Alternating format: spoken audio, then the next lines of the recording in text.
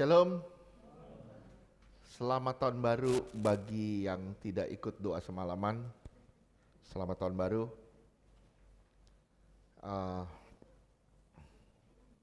Puji Tuhan. Saudara menyadari nggak sih sebenarnya saudara bisa ngelewatin tahun 2023? Itu bukan karena kekuatan saudara sendiri. Sadari nggak itu sih sebenarnya? Kita ngelewatin banyak badai, kita ngelewatin banyak sakit, banyak masalah, banyak ini, banyak itu. Tapi kita bisa lewatin. Itu bukan karena kemampuan kita, bukan karena kekuatan kita. Justru karena Tuhan menyertai kita. Sekarang kita masuk di tahun 2024. Apa semuanya jadi lebih baik? Dunia pasti gak akan jadi lebih baik. Tapi kita yang harus jadi lebih baik. Sekali lagi, dunia gak akan jadi lebih baik. Firman Tuhan yang bilang kok. Tapi kita yang harus jadi lebih baik. Seharusnya tahun ini maju. Jangan sampai kitanya mundur. Waktu terus berjalan. Tapi kitanya mundur. Kitanya diam di tempat bahkan. Jangan. Waktu maju, kita maju. Jangan sampai kitanya terjebak. Satu firman sebagai pembuka, coba kita lihat di Mazmur 90 ayat 12. Judul khotbah hari ini, Tuhan mengasihi kamu. Bilang, Tuhan mengasihi kamu. Bilang sama sebelahnya.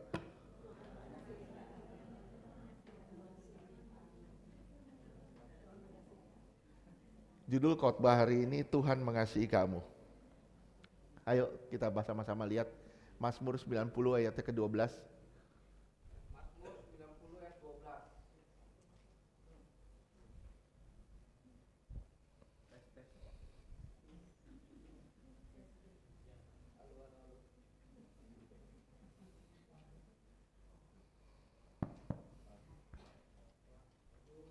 Mazmur 90 ayat 12. Ajarlah kami menghitung hari-hari kami sedemikian hingga kami beroleh hati yang bijaksana. Saya yakin semua udah tahu ya ayat ini. Tapi benar gak kita ngitung hari-hari hidup kita? Benar gak kita pakai hari-hari kita dengan baik? Orang yang anggap waktu seperti angin dan sepertinya tidak berharga. Simak ya. Orang yang menganggap waktu itu seperti angin dan sepertinya tidak berharga akan terjebak di dalam kebodohan demi kebodohan. Orang ini pasti terjebak di dalam kebodohan. Maaf. Bahkan ada yang sudah tua. Bukannya tambah bijaksana, tapi tambah konyol. Udah tua, kita tambah hari tambah tua. Semua di sini. Ada nggak yang mundur usianya? Kalau ulang tahun mundur? Nggak ada, semua pasti maju. Berarti saudara tambah tua dong. Betul? Tiap hari saudara tambah tua tiap hari, betul nggak? Jadi saudara punya limit waktu nih. Tuhan udah menetapkan. Setiap hari saudara mengalami akumulasi. Setiap hari saudara berkurang 1 hari hidup saudara. Setiap hari saudara berkurang 1 hari hidup itu.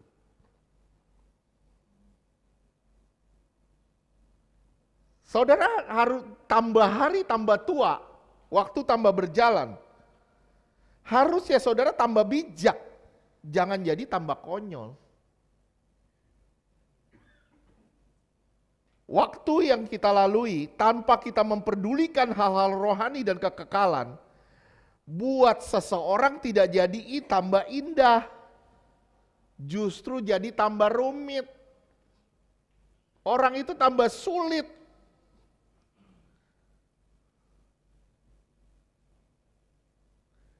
Roh jahat akan bikin sedemikian rupa sampai saudara mengalami stagnan. Roh jahat akan bikin sedemikian rupa sampai saudara mengalami kemunduran. Gimana Pak caranya? Dia pakai segala cara. Dia pakai segala cara. Pokoknya lo harus stagnan, lo harus mundur.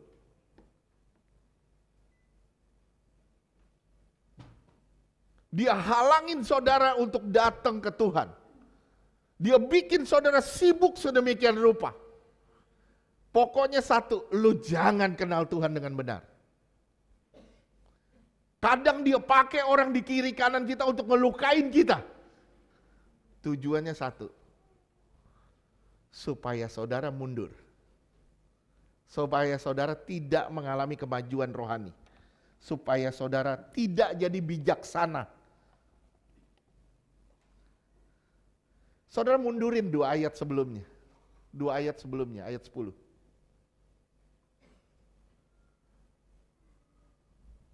Ayat 10. Mazmur 90 ayat 10. Masa hidup kami 70 tahun, dan jika kami kuat 80 tahun. Dan kebanggaannya adalah kesukaran dan penderitaan, sebab berlalunya buru-buru dan kami melayang lenyap. Ya, masa hidup manusia 70-80 tahun. Berlalunya buru-buru. Tiba-tiba kita lenyap. Ya. Misalnya, siapa? Mau jadi contoh siapa? Nggak ada pasti yang mau jadi contoh. Misalnya saya dikasih limit sama Tuhan 70 tahun. Saya mesti punya sisa sekian puluh tahun. Sekian belas tahun. Misalnya. Gimana cara saya menata hidup saya dengan belasan tahun ini, saya bisa jadi seperti yang Tuhan inginkan.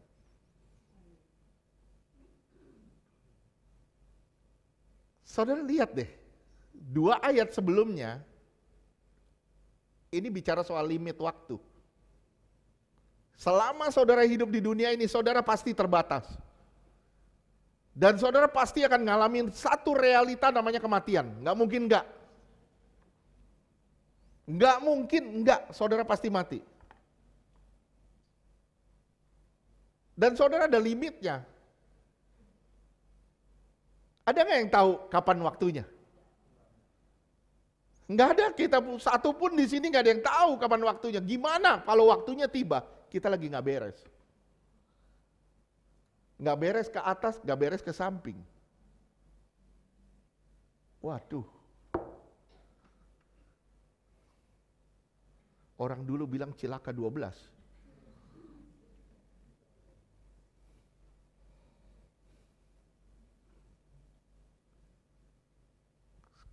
Saya minta saudara sadar, kita hidup di dalam satu limit waktu. Saudara bukan hidup di dalam unlimited waktu, tapi di dalam limit waktu yang sangat terbatas. Dan harus saudara sadari itu. Kapan waktunya? Kita nggak tahu. Saudara mungkin bilang, wah, Bu Esther udah seri 7 hari. Bu Esther udah seri 7. Belum tentu Bu Esther duluan. Belum tentu. Saya cuman bilang ya, semua di sini sebenarnya sudah pegang tiket boarding pass. Semua udah punya tiket boarding pass. Kapan panggilannya? Itu terserah yang di atas. Semua udah pegang kok. Nah nanti begitu dipanggil, larinya kemana? Itu dikerjakan hari ini. Apa yang saudara kerjakan hari ini? Itu bergantung pada kekekalan nantinya. Oke. Umur manusia terbatas. Saya cuma bilang di keterbatasan umur kita, bijaksanalah dalam hidup. Pakai waktu dengan bijaksana dan bermanfaat. Pakai waktu kita untuk mencari kehendak Allah. Efesus 5 ayat 16-17.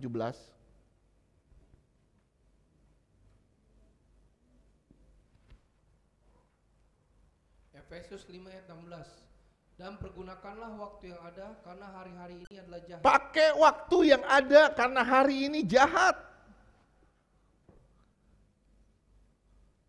Kalau hari-hari ini hari yang jahat, berarti kita hidup di dalam masa yang jahat. Kalau kita hidup di dalam masa yang jahat, berarti roh jahat mau bikin kita jadi jahat. Kalau saudara nggak pakai waktunya secara bijaksana, saudara nggak akan jadi orang bijaksana. Saya ulang, umur saudara bisa bertambah, tapi kedewasaan saudara belum tentu bertambah. Banyak orang tua jadi tambah kayak anak-anak. Dulu masih kecil kerjaannya ngambek, udah tua ngambek lagi. Nggak bisa begitu. Justru tambah tua, saudara, kita tambah usia. Saya bilang tambah tua semua di sini. Tambah umur. Kita semua tambah umur di sini, justru kita harus tambah bijaksana. Tambah bermanfaat bagi kerajaan surga. Efesus 5 terus. Efesus 5 ayat 17. Sebab itu janganlah kamu bodoh, tetapi usahakanlah supaya kamu mengerti kehendak Tuhan. Ini kan beda dengan bijaksana. Kebodohan ini beda dengan bijaksana. Opposite, bertolak belakang dengan kebijaksanaan, kebodohan. Lihat, kamu jangan bodoh, pakai waktu kamu dengan benar. Usahakan kamu mengerti apa yang Tuhan mau. Saya cuman ingetin saudara ya, banyak kegagalan, banyak pencapaian di tahun sebelumnya. Apa yang kita udah capai di tahun sebelumnya. Dan banyak juga kegagalan yang kita dapat di tahun-tahun sebelumnya. Tapi kita tetap harus move on, kita tetap harus maju. Betul gak? Kita tetap harus maju, jangan terjebak di dalam masa kebodohan. Berapa banyak orang terjebak di dalam masa kebodohan? Coba lihat, Kisah 17 ayat 30.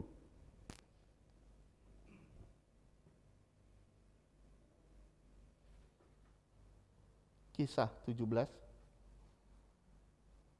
ayatnya ke-30. Kisah Rasul 17 ayat 30. Dengan tidak memandang lagi zaman kebodohan, maka sekarang Allah memberitakan kepada manusia bahwa di mana-mana semua mereka harus bertobat. Jangan lihat lagi masa kebodohan. Masa kebodohan seperti apa? Banyak orang mengalami hal-hal yang bodoh. Kebodohan-kebodohan. Kita disakitin, kita terluka, kita disakitin, kita nggak mau ngampunin, kita nggak mau berdamai. Saya bilang Tuhan ngabain masa kebodohan itu, kita terjebak di dalam kebodohan itu. Sekali lagi, Tuhan mengabaikan masa kebodohan itu. Kita yang terluka, kita terjebak di dalam kebodohan itu. Bukankah ini satu hal yang menakutkan? Tuhan bilang udah maju, move on. Waduh, dulu saya begini. Udah maju aja. Oh, dia menyakiti saya, dia bikin ini. Maju aja, itu masa kebodohan. Udah, lupain. Tuhan mengabaikan itu. Kenapa kita terjebak di situ? Halo, sampai sini ngerti? Jika Allah mengabaikan, kenapa kita terjebak di sana? Jangan mengulangi masa kebodohan itu, jangan ulangi kebodohan yang sama. Tapi mulailah bergerak.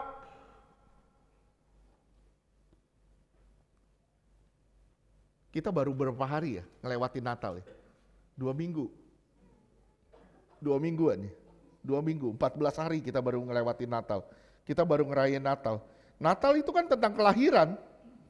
Tema Natal kita lihat tuh.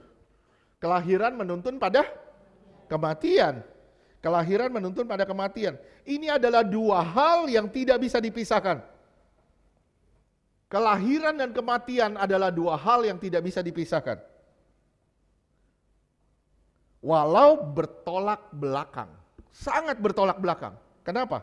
Karena kelahiran itu membawa sukacita. Kematian itu menuntun pada duka cita. Coba lihat Yohanes 16 ayat 21.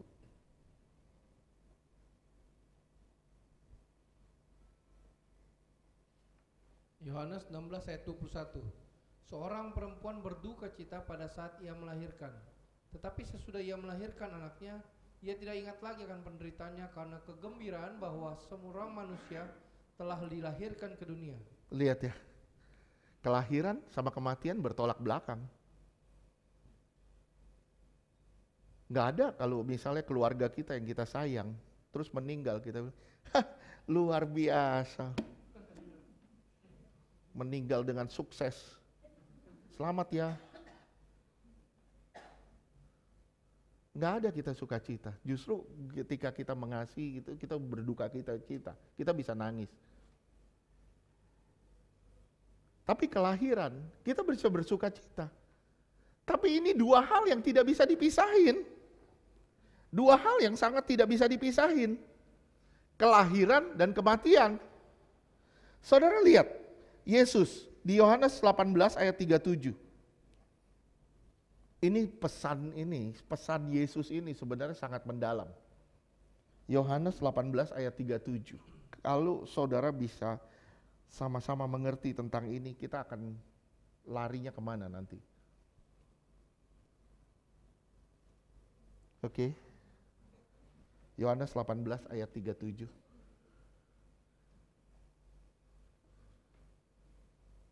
Yohanes 18 ayat 37. Maka kata Pilatus kepadanya, "Jadi engkau adalah raja?" Jawab Yesus, "Kau mengatakan bahwa aku adalah raja. Untuk itulah aku lahir. Untuk itulah aku lahir." Terus? Dan untuk itulah aku datang ke dalam dunia ini. Untuk itu aku datang ke dunia ini. Terus? Supaya aku memberi kesaksian tentang kebenaran. Setiap orang yang berasal dari kebenaran mendengarkan suaraku. Lihat ya, Tuhan tahu loh. Tuhan itu tahu untuk apa dia datang ke dunia ini. Yesus begitu yakin, begitu fasih, dan dia bilang, aku datang ke dunia ini untuk menyatakan kebenaran. Yesus sangat paham akan tujuannya yang ada di dunia ini. Pertanyaannya, bagaimana dengan saudara? Saudara tahu nggak kenapa ada di dunia ini? Kenapa? Bu Ati tahu nggak kenapa ada di dunia ini? Kenapa Tuhan melahirkan ibu di dunia ini?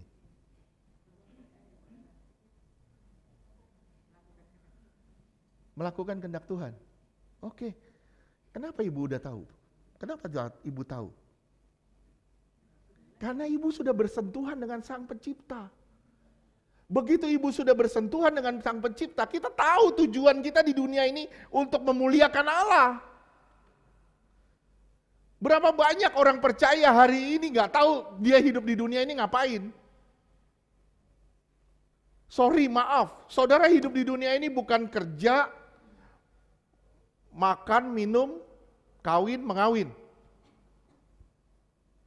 Bukan itu.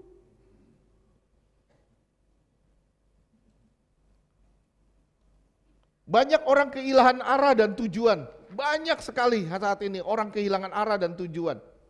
Akhirnya kehidupan di dunia ini hanya berkutik di dalam nanti kecil, udah gede sekolah kerja cari cewek, cari cowok, dapat jodoh, kawin, udah kawin, punya anak nanti punya cucu, puji Tuhan kalau bisa punya cicit.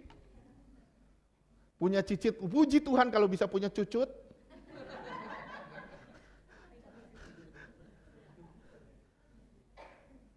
Berkutik di situ terus. Akhirnya, itu jadinya seperti Lukas 17 ayat 27.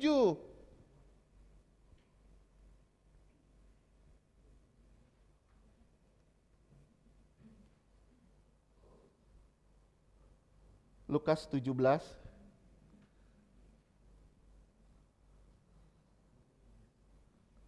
Lukas ayat 27.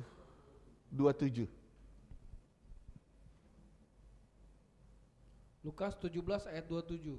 Mereka makan dan minum, mereka kawin dan dikawinkan, sampai kepada hari Nuh masuk ke dalam bahtera. Lalu datanglah air bah dan membinasakan mereka semua. Lihat, hidupnya begitu aja, akhirnya mati sia-sia.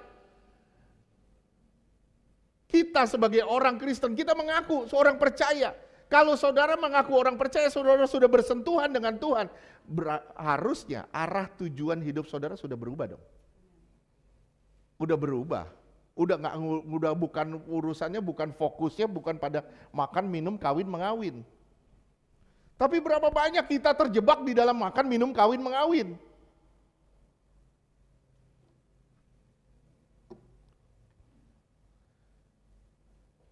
Saya sampai lihat sedikit ya, saya ngelihat di satu survei. Ini kumpulan orang-orang, dia sampai bilang gini, di survei itu ditanya, apa tujuan hidupmu? Tahu nggak sebagian besar jawab apa? Sukses? Enggak, make a baby. Sebagian besar jawab itu. Buat anak katanya. Kaget kan, saudara kaget kan? Saya juga kaget bacanya. Sebagian besar jawab begitu. Kenapa? Karena dunia udah kehilangan akal sehat. Kenapa? Mereka bilang, ya firman Tuhan juga dibilang beranak cucu bertambah banyak. Itu beda, itu di dalam kemuliaan. Ketika manusia belum jatuh dalam dosa. Begitu manusia sudah jatuh dalam dosa, ini jadi satu hal yang menajiskan. Kalau pikirannya cuma begitu doang. Betul gak? Adam dan Hawa sebelum jatuh dapat mandat dari Tuhan. Lihat deh Kejadian 1 ayat 28.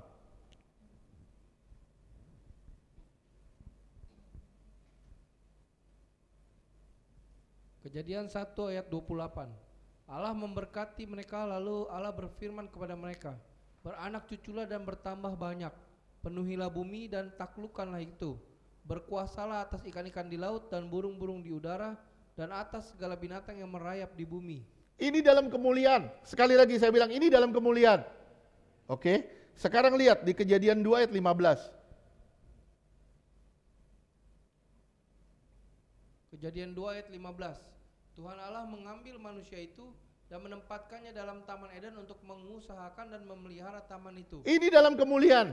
Oke. Setelah manusia keluar dari kemuliaan, menjauh dari Allah, bukan itu.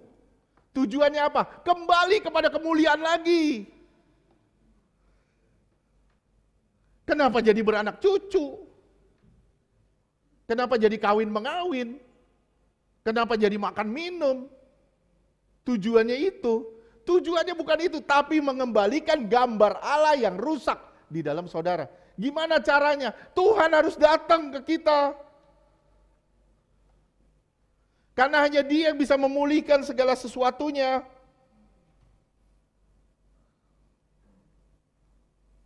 Saudara lihat ya, tanda lahir baru. Tanda seseorang sudah lahir baru. Apa? Tujuan hidupnya jadi jelas.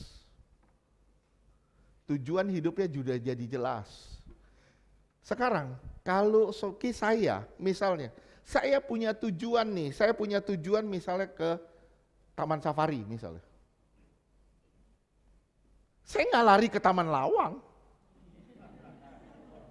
Kenapa? Tujuan saya ke Taman Safari. Yang ketawa yang mengerti.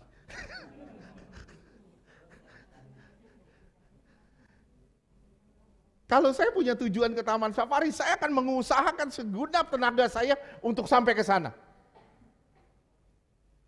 Kalau tujuan saudara ke surga, saudara akan segenap tenaga saudara, segenap kekuatan saudara, saudara harus sampai ke surga. Bahkan ketika kamu harus dilukai, apa yang harus kamu lakukan? Bahkan ketika orang menjatuhkan kamu, orang membodohi kamu, orang melakukan apa yang gak wajar bagi kamu.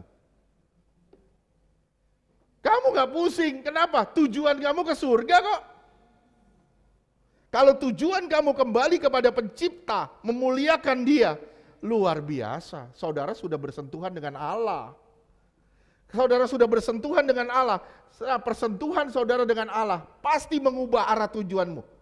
Pasti. Nggak mungkin nggak. Sekarang coba saya minta semua lihat arah tujuan kita kemana. Kalau cuman sekedar punya rumah, sekedar dapat jodoh, sekedar punya mobil mewah, sekedar punya duit, saya bilang iblis bisa mengerjakannya. Tapi untuk dapat kemuliaan itu yang iblis kehilangan. Dan dia nggak bisa dapetin. Tapi kita diberi potensi untuk sampai ke sana. Luar biasa gak? Kita harus bermanfaat loh. Bagi sesama, saudara harus jadi apa? Saudara harus jadi terang dan garam bagi sesama. Sekarang bagi pribadi saudara, saudara harus apa? Saya harus kembali kepada gambar Allah, betul? Dan bagi Allah, saya harus memuliakan dia. Bagi sesama, saya harus jadi terang, jadi garam. Tapi bagi diri saya sendiri, saya harus kembali pada gambar Allah, kalik Allah, wajah Allah. Bagi Allah, saya harus memuliakan dia. Ini yang baru namanya pertumbuhan, pengenalan, perubahan. Oke? Pertumbuhan terjadi saat tujuan jelas dan hidup yang dijalani semakin bermakna dan semakin bijaksana. Saudara akan jalanin hidup yang semakin bermakna dan semakin bijaksana. Saya tanya sama saudara, mudah gak sih? Mudah gak? Enggak. Kata Tuhan apa? Matius 7 ayat 13-14.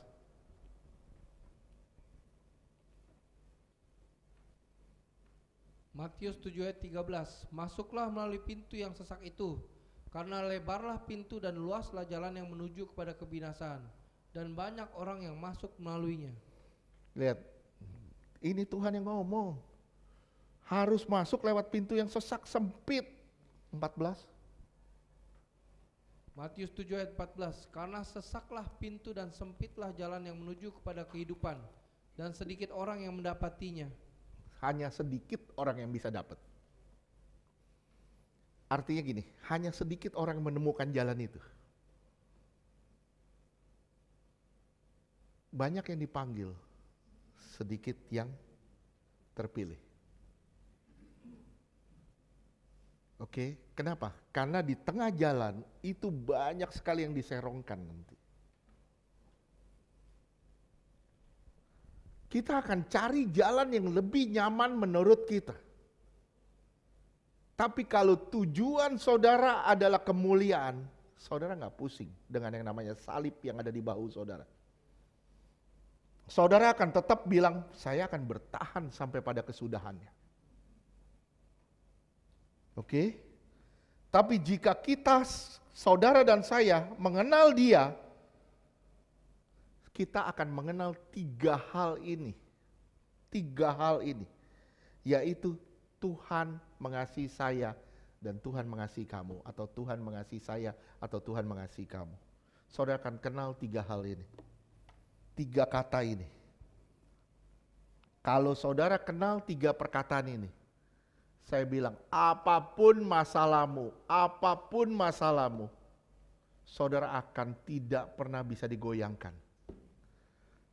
Asal saudara percaya kalau Tuhan mengasihi saya, Tuhan mengasihi kamu. Apapun masalahnya, saudara pasti akan berdiri teguh dan gak bisa digoyangkan dengan apapun.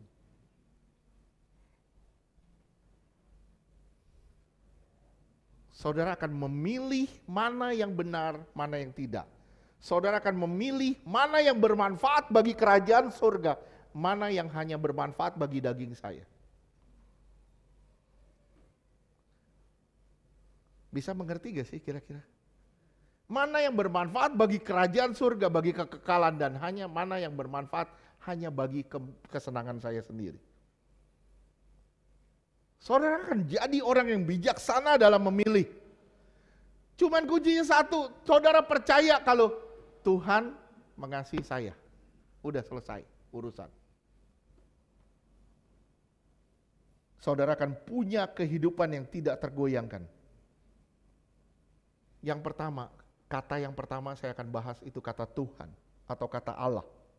God love you. Kata yang pertama saya akan bahas adalah kata Allah. Siapa yang mengasihi kamu? Tuhan, Allah. Yesus datang untuk tunjukkan seperti apa Allah itu. 2 Korintus 4 ayat 6.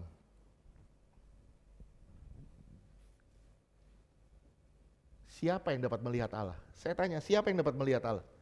Enggak ada, semua orang pasti ngelihat Allah pasti mati kok. Betul gak? Tapi Yesus datang supaya kita ngelihat Allah. Seperti apa Allah yang sebenarnya. 2 Korintus 4 ayat 6. Sebab Allah yang telah berfirman, dari dalam gelap akan terbit terang.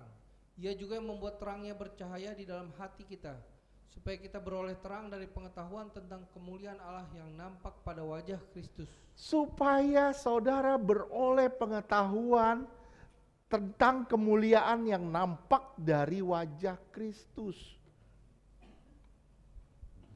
Yesus secara detail dan akurat memberi pada kita gambar tentang Allah. Bisa ngerti sampai sini? Sekali lagi saya bilang, Yesus secara detail dan akurat memberi kita gambar tentang Allah. Saudara lihat pernyataan Yesus, Yohanes 10 ayat 38.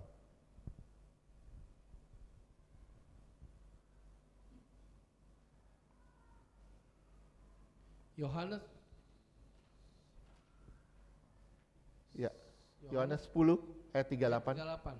Tetapi jikalau aku melakukannya dan kamu tidak mau percaya kepadaku, percayalah akan pekerjaan-pekerjaan itu, supaya kamu boleh mengetahui dan mengerti bahwa Bapa di dalam aku dan aku di dalam Bapa.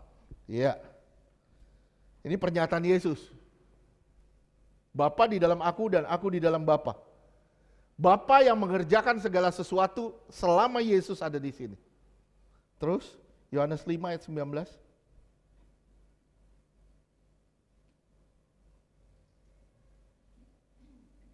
Yohanes 5 ayat 19. Maka Yesus menjawab mereka, katanya, aku berkata kepadamu, sesungguhnya anak tidak dapat mengerjakan sesuatu dari dirinya sendiri. Anak tidak dapat mengerjakan sesuatu dari dirinya sendiri, terus? Jikalau tidak ia melihat Bapa mengerjakannya. Sebab apa yang dikerjakan Bapa itu juga yang dikerjakan anak. Oke. Sekarang apa yang Tuhan telah kerjakan, saudara sudah lihat. Betul gak? Kalau saudara mengaku anak, saudara harus kerjakan apa yang Tuhan kerjakan. Betul gak? Betul. Terus ayat 30. Yohanes 5 ayat 30. Aku tidak dapat berbuat apa-apa dari diriku sendiri. Aku menghakimi sesuai dengan apa yang aku dengar, dan penghakimanku adil. Karena dia adalah firman. Terus? Sebab aku tidak menuruti kehendakku sendiri, melainkan kehendak Dia yang mengutus aku. Lihat, ya, dia mendeskripsikan tentang Allah sedemikian rupa. Terus Yohanes 6 ayat 38.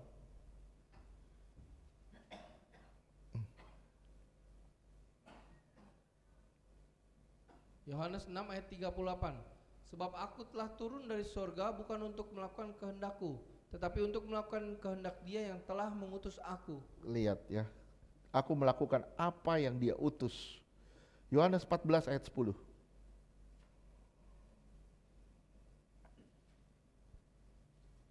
Yohanes 14 ayat 10. Tidak percayakah engkau bahwa aku di dalam Bapa dan Bapa di dalam aku? Tidak percayakah engkau kalau kami adalah satu? Terus? Apa yang aku katakan kepadamu tidak aku katakan dari diriku sendiri, tetapi Bapa yang diam di dalam aku, Dialah yang melakukan pekerjaannya. Jadi saya bilang gini, Allah berbicara dan bekerja di dalam diri Yesus. Dan saudara melihat Yesus sama dengan melihat Allah. Jadi Yesus menggambarkan bagaimana Allah itu sesungguhnya. Tapi Pak, kalau Allah Kalau di perjanjian lama semuanya dibantai, bunuh. Saudara harus ngerti apa yang dimaksud dengan pekerjaan di perjanjian lama. Belum ada perantara. Tidak bisa seseorang pun datang kepada Bapa kalau dia nggak kudus. Coba saudara bisa nggak ibadah dulu, misalnya Joshua dulu, hidup di zaman Joshua yang dulu. Saudara, Joshua bisa nggak masuk ke bait Allah langsung berhadapan dengan Allah di tabut perjanjian? Nggak bisa. Harus ada korban dulu, harus ada ini dulu, ada ritual segala macam, harus disucikan dulu, disembunyikan dulu berapa hari, dibersihkan dulu, nggak boleh bersentuhan dengan dunia luar. Tapi begitu ada Yesus, dia bisa langsung datang kepada Bapa. Kenapa? Karena Yesus mendeskripsikan Bapa dengan jelas. Dan dia adalah perantara antara kita dengan Allah. Dan kita bisa berjumpa dengan Allah. Kalau nggak ada Yesus, pasti mati kita jumpa dengan Allah. Itu pasti mati. Allah itu kasih. Dia rindu bangun hubungan antara kita dengan Yesus sebagai perantara kepada Bapa. Sekali lagi, dia rindu kita bangun hubungan antara kita dengan Yesus sebagai perantaranya, Bapa. Yesus itulah Sang Firman, betul? Bergaul dengan Firman sama dengan bergaul dengan Allah. Saudara bergaul dengan Firman sama dengan saudara bergaul dengan Allah. Kalau saudara nggak bergaul dengan Firman, saudara nggak bergaul dengan Allah. Yang kedua, saudara bergaul dengan Roh Kudus, saudara bergaul dengan Allah karena Dia adalah Roh Allah sendiri. Faham nggak sampai sini? Faham? Yesus itu cermin daripada Allah. Yohanes 14 ayat 9. Yohanes 14 ayat 9. Kata Yesus kepadanya, telah sekian lama aku bersama-sama kamu, Filipus, namun engkau tidak mengenal aku. Barang siapa telah melihat aku, ia telah melihat Bapa. Bagaimanakah engkau berkata, tunjukkanlah Bapa itu kepada kami? Lihat, dia deskripsikan Bapa itu dengan jelas di dalam dirinya. Sampai kita bisa berjumpa dengan Bapa hari ini. Itu satu hal yang luar biasa. Kalau saudara percaya Allah sangat mengasihi saudara, kenapa kita mesti takut dengan apa-apa? Kenapa kita mesti takut dengan yang namanya virus segala macam? Kenapa kita takut dengan masa depan? Kenapa kita takut dengan anak-anak kita? Ya ilah, anak masih SD, udah dipikir nanti kuliah di mana ya? Anak masih SD, udah dipikirin saya kumpulin duit buat kuliahnya.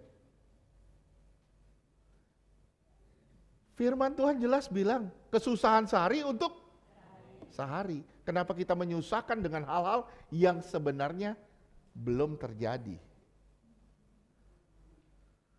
Kita terlalu khawatir dengan banyak hal. Akhirnya kita sudah merancang segala sesuatu untuk anak cucu kita.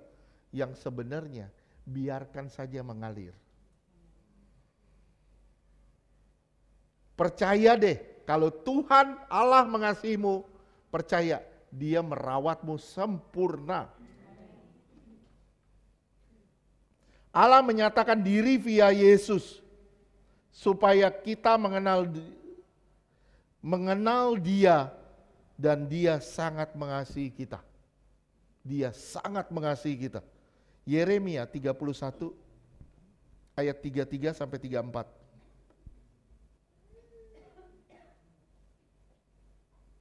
Yeremia 31 ayat 33. Tetapi beginilah perjanjian yang dikuadakan dengan kaum Israel sesudah waktu itu.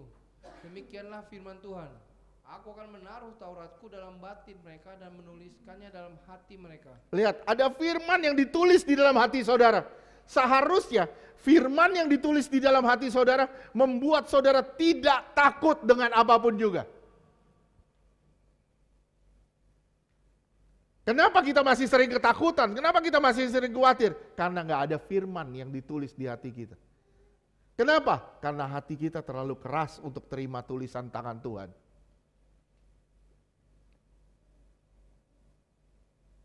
Dia Allah Khalik langit dan bumi. Luar biasanya dia beserta kita. Dia mengasihi kita. Pertanyaannya gampang, sudahkah saudara mengasihi dia? Sudahkah saudara kenal dia? Ayat 34. Yeremia 31 ayat 34. Dan tidak usah lagi orang mengajar sesamanya atau mengajar saudaranya dengan mengatakan, kenalah Tuhan, sebab mereka semua besar kecil akan mengenal aku. Demikianlah firman Tuhan. Sebab aku akan mengampuni kesalahan mereka dan tidak lagi mengingat dosa mereka. Lihat ya, ini perkataan Tuhan. Aku tidak lagi mengingat dosa-dosa mereka. Kita, dosa orang kita ingat terus. Kesalahan orang kita ingat terus. Emang tuh dia begitu tuh, emang tuh dia begitu tuh. Tapi Tuhan bilang, aku gak ingat. Lah gimana kita mau jadi seperti Tuhan? Kita mau jadi Tuhan saat itu. Saat kita mengingat-ingat dosa orang. Kita mau jadi Tuhan. Kita gak mau jadi seperti Tuhan. Kita mau jadi lebih dari Tuhan. Saudaraku, yang pertama, Tuhan, kata Tuhan atau Allah, dia mengasihi kita. Yang kedua, kata mengasihi, love. Kasih dipakai dalam konteks apa sih? Kasih dipakai dalam konteks apa? Konteks apa? Mike. Kalau kamu gak mengasihi istri kamu gak punya hubungan sama dia. Betul gak? Kasih dipakai dalam konteks hubungan, relation. Jadi kalau ada kata God love you, artinya apa? Allah rindu saudara dan saya bangun hubungan dengan dia. Kalau ada kata Tuhan mengasihi saya, artinya Tuhan rindu saya membangun hubungan dengan dia. Saya bilang, kata mengasihi ini adalah kata undangan yang melibatkan komitmen sampai mati dan tidak mendua. Saya ulang sekali lagi, kata love, kasih, itu adalah kata undangan supaya saudara membangun hubungan dengan dia yang melibatkan komitmen seumur hidup sampai mati. Dan tidak boleh mendua. Bisa bayangin kalau suami istri mendua? Wah, mendua, mentiga, menempat. Bayangin kalau suami istri seperti itu, rumah tangga jadi apa? Rumah tangga jadi neraka, betul. Bisa bayangin kalau suami istri mendua, apalagi mentiga. Nggak bisa jadi mentega nanti. Ya, nggak bisa. Dalam membangun hubungan dengan Tuhan itu nggak ada kata mendua. Setia sampai mati. Hubungan suami istri itu sama dengan hubungan dengan Allah. Itu gambarannya dalam hubungan suami istri. Artinya apa? Setia sampai mati. Oleh sebab itu tidak boleh ada perceraian dengan cara apapun. Sampai mati.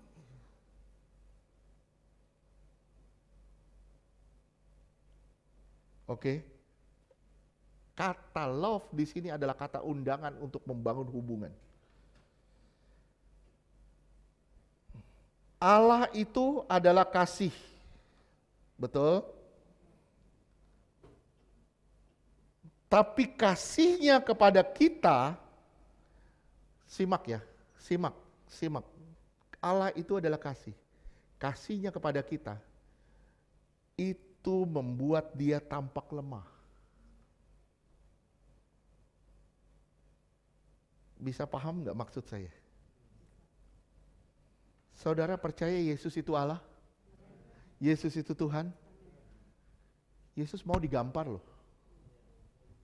Yesus mau dihina loh. Yesus mau loh dicabut janggutnya. Dicabut janggutnya itu artinya dipermalukan. Dia Allah, karena kasihnya kepada saudara dan saya, dia rela tampak lemah.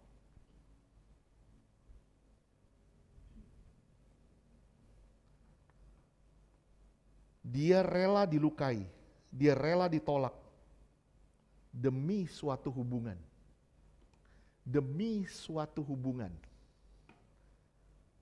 Bisa bayangin kalau misalnya saudara punya suami yang begitu bebela mati-matian istrinya, sampai dia mengorbankan nyawanya bagi istrinya, bisa bayangin istrinya bangganya kayak apa. Nah, ini Tuhan telah melakukan itu buat saudara. Dia tuh udah mati-matian buat saudara.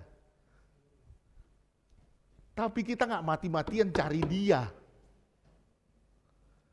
Ini masalah fatal.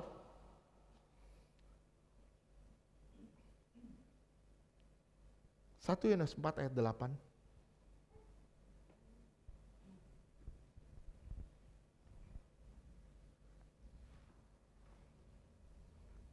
1 Yohanes 4 ayat 8.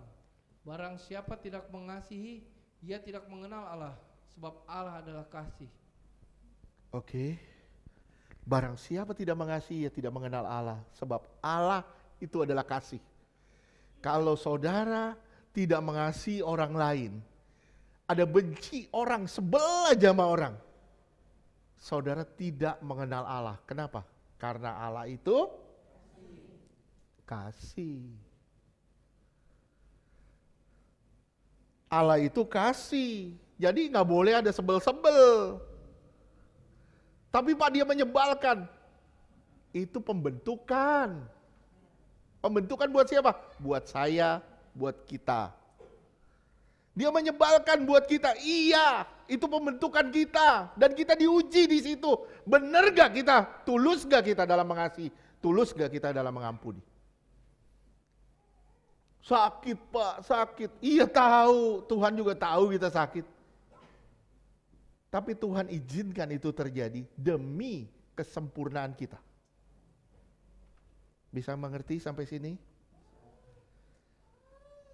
Ingat saya sering ngomong ada peribahasa, bahasa Inggris bunyinya gini, too much love will kill you. Sering gak saya ngomong gitu? Too much love will kill you. Ada benarnya gak? Ada benarnya. Kenapa? Karena Tuhan terlalu mengasihi saudara dan dia merelakan dirinya mati di kayu salib. Tapi kalau ini ditujukan pada manusia, jadi bucin kita.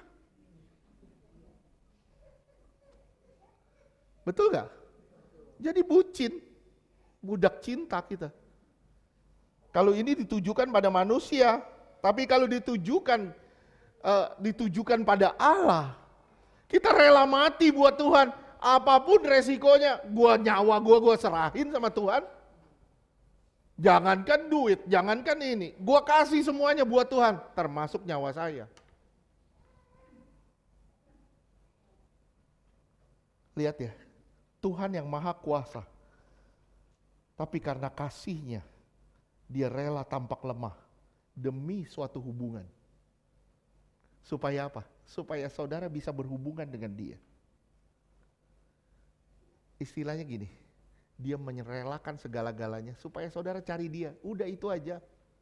Supaya saudara jatuh cinta sama dia. Kenapa? Karena dia sudah jatuh cinta sama saudara. Oke, Filipi 2 ayat 8.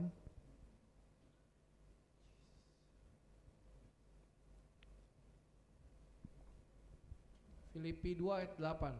Dan dalam keadaan sebagai manusia, ia telah merendahkan dirinya dan taat sampai mati, bahkan sampai mati di kayu salib. Oke. 1 Petrus 2 ayat 24.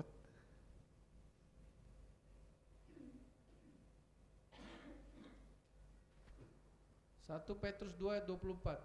Ia sendiri telah memikul dosa kita di dalam tubuhnya di kayu salib, supaya kita yang telah mati terhadap dosa hidup untuk kebenaran. Oleh bilur-bilurnya kamu telah sembuh. Oleh bilur-bilurnya bahkan kita disembuhkan. Kita bukan hanya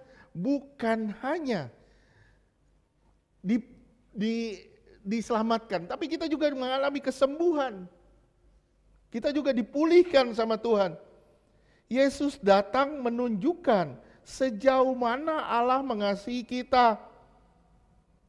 Sejauh mana dia mengasihi saudara dan saya.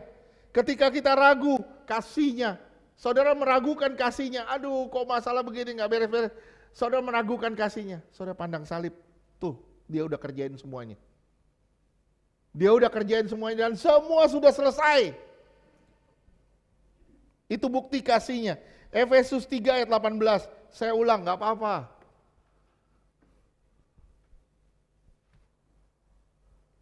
Efesus 3 ayat 18, aku berdoa supaya kamu bersama-sama dengan segala orang kudus dapat memahami betapa lebarnya dan panjangnya dan tingginya dan dalamnya kasih Kristus. Lihat, kalau saudara bicara soal lebar dan panjang, lebar kali panjang apa?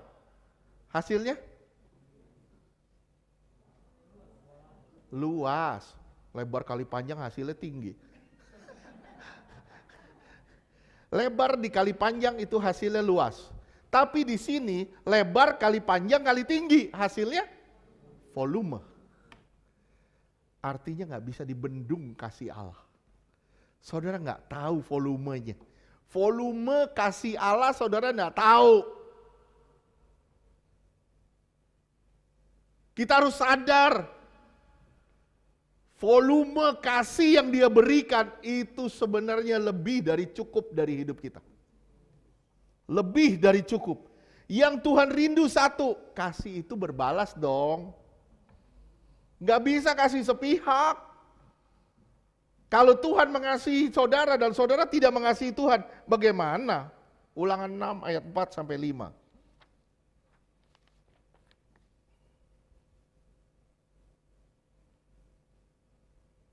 Ulangan 6 ayat 4. Dengarlah hai orang Israel, Tuhan itu Allah kita, Tuhan itu Esa. Ya. Ulangan 6 ayat 5. Kasihilah Tuhan Allahmu dengan segenap hatimu dan dengan segenap jiwamu dan dengan segenap kekuatanmu. Apa artinya? Semua yang ada padamu harus kamu curahkan untuk mengasihi dia. Saya ulang, semua yang ada padamu harus curahkan untuk mengasihi dia. Nggak boleh ada yang tersisa. Nggak boleh ada kasih terhadap yang lain. Harus hanya kepada dia. Ya, karena dia itu satu, dia itu Esa, dia itu tunggal. Kamu kasihi dia. Jangan yang lain.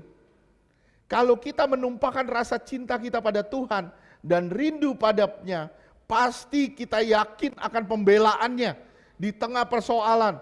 Kalau saudara percaya kalau dia mengasihi saudara, saudara gak perlu takut dengan apapun juga. Gak perlu takut dengan apapun juga. Walaupun saat ini saudara berhadapan dengan masalah demi masalah demi masalah, saudara percaya semua pasti lewat kok. Sekarang saya tanya sama saudara, berapa banyak masalah yang kita hadapin dan udah terselesaikan sampai hari ini? Mungkin otak kita bilang, gak mungkin, gak mungkin, gak mungkin.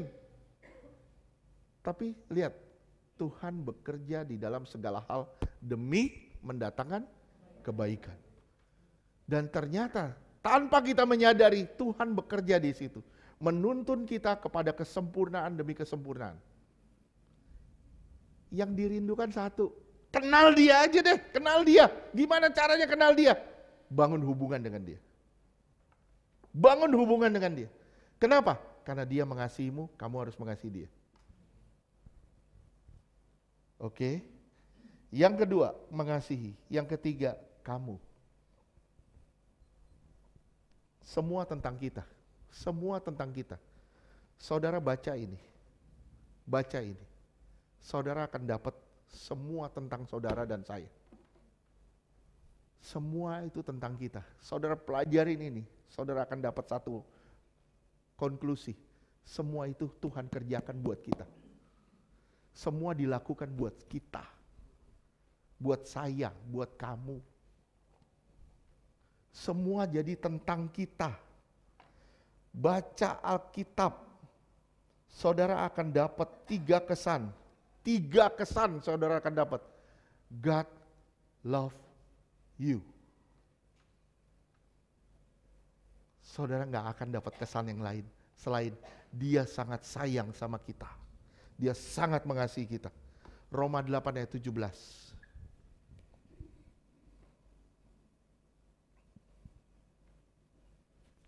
Roma 8 ayat 17. Dan jika kita adalah anak, maka kita juga adalah ahli waris.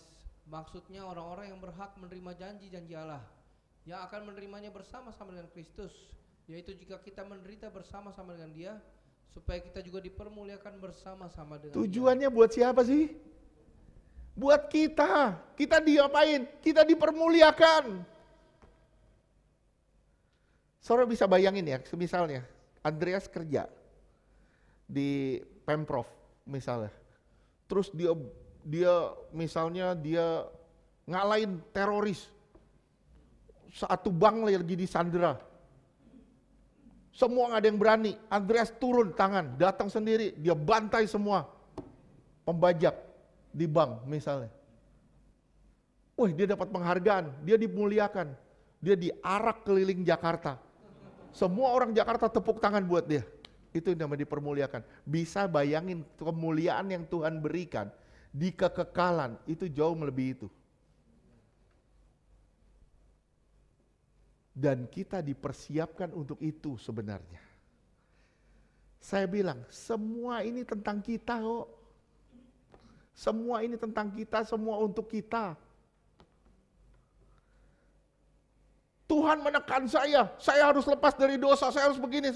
Tuhan nggak begitu, Tuhan nggak begitu. Kalau saudara punya pola pikir satu, semua untuk saya, saudara pasti akan lepasin dosa dengan otomatis kok. Kenapa? Loh, Tuhan udah mempersiapkan buat saya loh, rumah di kekekalan loh. Kenapa saya harus hidup maksiat? Maaf. Hidup sembrono di dunia ini. Kenapa? Karena Tuhan sudah mempersiapkan yang begitu. Kenapa saya harus terikat dengan yang begini? Kalau Tuhan sudah mempersiapkan yang indah di sana. Sekali lagi saya bilang, bukankah semua tentang saudara dan saya? Iya kan? 2 Tesalonika 2 ayat 14.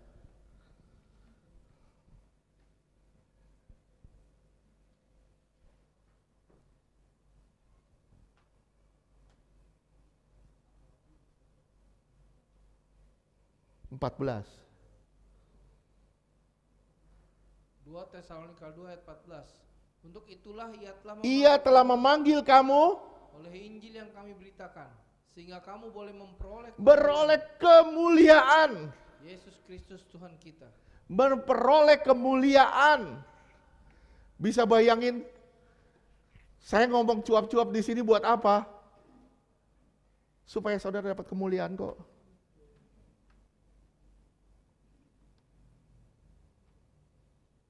Tadi pagi, ini saya belum cerita sama istri saya, tadi pagi saya ngimpi. Saya walaupun tidur cuma berapa jam, tadi pagi saya ketemu Tuhan lewat mimpi, dan Tuhan bilang gini,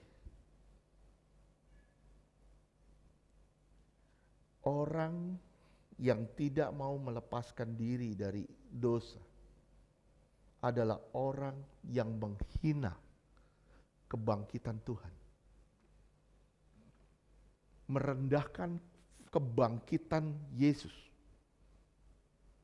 Kalau saudara tidak mau melepaskan diri dari semua ikatan yang membelenggu, berarti saudara sedang mendiskreditkan atau merendahkan kebangkitannya.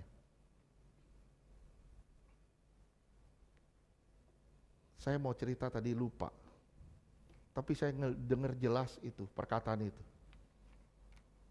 Sampai sepertinya saya ngelihat, ini gambaran, cuman sekedar gambaran.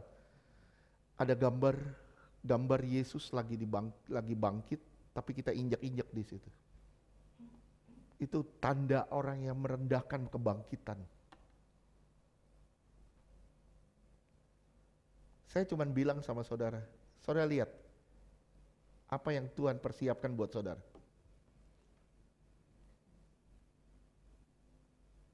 Bukan sekedar sorga, tapi kemuliaan. Itu yang Tuhan persiapkan. Rela nggak saudara menukar semua kesenangan dunia dengan kemuliaan itu? Rela nggak? Harusnya rela dong kita lepasin kesenangan dunia kita supaya kita dapat kemuliaan itu. Harusnya kita rela. Apapun asal saya dapat kemuliaan itu. Walaupun saya harus dihina, walaupun saya harus dibodohi, walaupun saya harus dianggap enteng sama orang. Saya rela demi mendapatkan apa yang Tuhan janjikan buat saya. Bukankah ini satu hal yang indah? Saya ulang ya, semua tentang kamu kok. Saudara silakan baca dari awal sampai akhir. Itu semua tentang kamu. Semua tentang saya. Begitu besar kasihnya buat kita. Dan begitu indah yang dia persiapkan buat kita. Semua Tuhan telah mempersiapkannya. Yohanes 14 ayat 1 dan 2.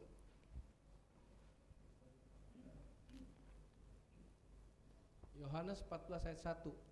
Janganlah gelisah hatimu, percayalah kepada Allah, percayalah juga kepadaku. Percaya kepada Allah dan percaya juga kepadaku, terus? Yohanes 14 ayat 2. Di rumah Bapakku banyak tempat tinggal. Jika tidak demikian, tempat tinggal itu bukan house. Saudara boleh lihat di sini pakai kata mansion. Berarti istana. Bisa bayangin, saudara kita ngejar di sini, maaf ya. Maaf, mungkin saya bilang, mungkin sampai mati pun saya nggak pernah tinggal di istana.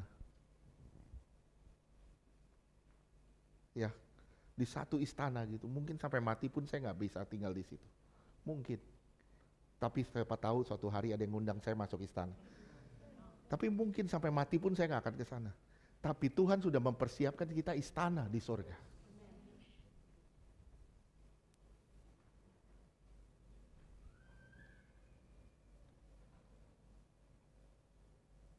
Kita ngejar-ngejar istana di sini. Kita ngejar rumah mewah, kita ngejar uang, deposito segala macam di sini. Saudaraku, Tuhan sudah mempersiapkan istana di sorga. Bukankah ini semua tentang kita? Bukankah Dia menyerahkan segala-galanya buat kita? Lihat, banyak mansion di sana, banyak istana. Kita mau retret, cari dana. Untuk apa? Tinggal di rumah yang gede, supaya kita bisa sama-sama. Bisa bayangin Tuhan siapin kita satu di sana.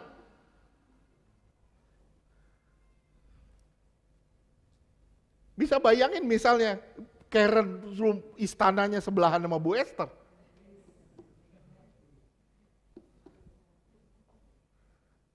Bu Esther rumahnya istananya sebelahan lagi sama. Kita nggak perlu retret. Di surga kita udah retret tiap hari.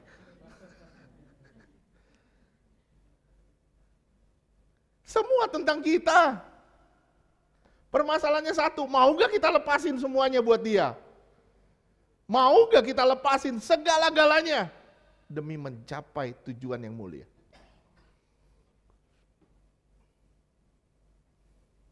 Jika saudara dan saya sadar akan 3 hal ini, Tuhan mengasihi kamu.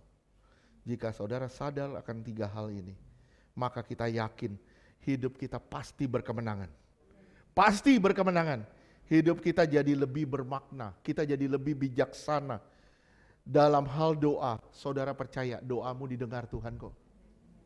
Saya bilang sekali lagi, Tuhan yang saudara sembah adalah Tuhan yang hidup dan Tuhan yang mendengar doa-doa kita. Enggak ada doa yang kembali sia-sia, kecuali kita hidup sia-sia, itu aja. Saya ulang ya, enggak ada doa yang kembali sia-sia, kecuali engkau hidup sia-sia. Kalau engkau enggak hidup sia-sia, engkau hidup bagi Tuhan, percaya doamu berkenan di hadapan Tuhan. Enggak, untuk apa kita takut? Untuk apa kita takut? Untuk apa? Takut sama apa? Pemilu 14 Februari, gak usah takut. Percayalah, Tuhan ada di sana. Walaupun iblis merancang pemilu berdarah segala macam, percayalah Tuhan ada di sana. Dan semuanya Tuhan beresin. Pak, nanti gimana? Ekonomi akan begini, ekonomi akan begini. Percayalah Tuhan ada di depan hidup kita. Nggak usah takut. Yang penting satu, taat aja. Ya, taat aja. Ikutin aja jalannya. Ikutin aja maunya.